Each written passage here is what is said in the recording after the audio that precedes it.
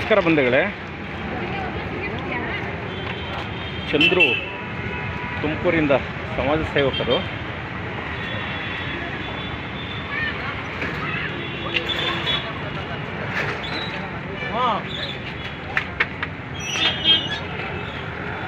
ಇಲ್ಲಿ ನಾನು ತೋರಿಸ್ತಾ ಇರೋದು ಹೊಸ ಬಸ್ ಸ್ಟ್ಯಾಂಡ್ ಎದುರುಗಡೆ ನೋಡಿರಿ.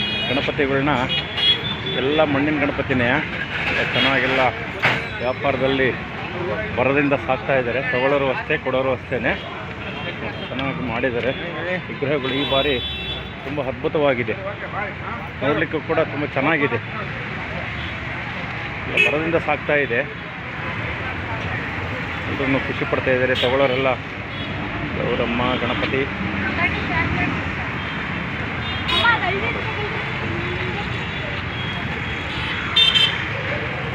ಎಲ್ಲ ತೋರಿಸ್ತಾ ಇದ್ದೀನಿ ಇಲ್ಲಿ ನೋಡಿ.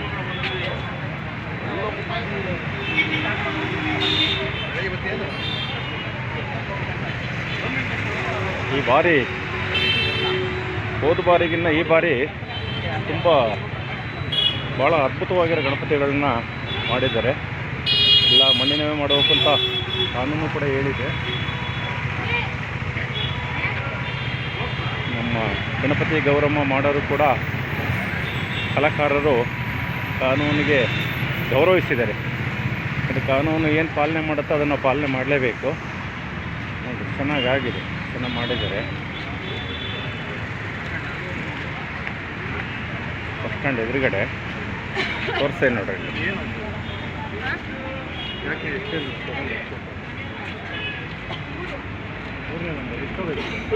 ನೋಡಿ ತುಂಬ ಚೆನ್ನಾಗಿದೆ. ನಮ್ಮ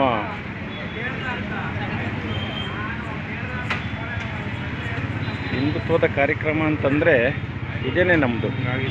ನಾವೇನು ಬೀದಿಗಳಲ್ಲಿ ಗಣಪತಿ ಉತ್ಸವ, ಗೌರಮ್ಮರ ಉತ್ಸವ, ಡೊಳ್ಳು ಕುಣಿತ ಎಲ್ಲ ನಾವು ಮಾಡ್ತಾ ಇದ್ದೀವಲ್ಲ, ಒಳ್ಳೆಯದಾಗುತ್ತೆ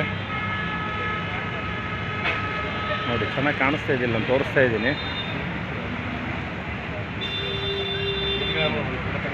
ಎಲ್ಲ ತೋರಿಸ್ತಾ ಇದ್ದೀನಿ ನೋಡ್ರಿ.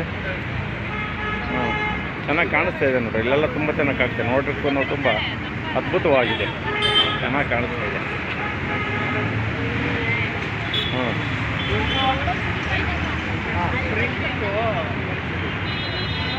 2024 ಗೌರಿ ಗಣೇಶ ಹಬ್ಬದ ಎಲ್ರಿಗೂ ಆರ್ಥಿಕ ಶುಭಾಶಯಗಳು.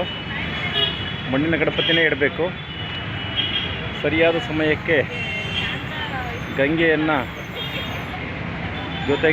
ಗಂಗೆಯ ಜೊತೆಗೆ ವಿಲೀನಗೊಳಿಸಬೇಕೆಂದು ನಾನು ಎಲ್ಲರೂ ಕೂಡ ಪರವಾಗಿ ಕೇಳ್ಕೊತಾ ಇದ್ದೀನಿ.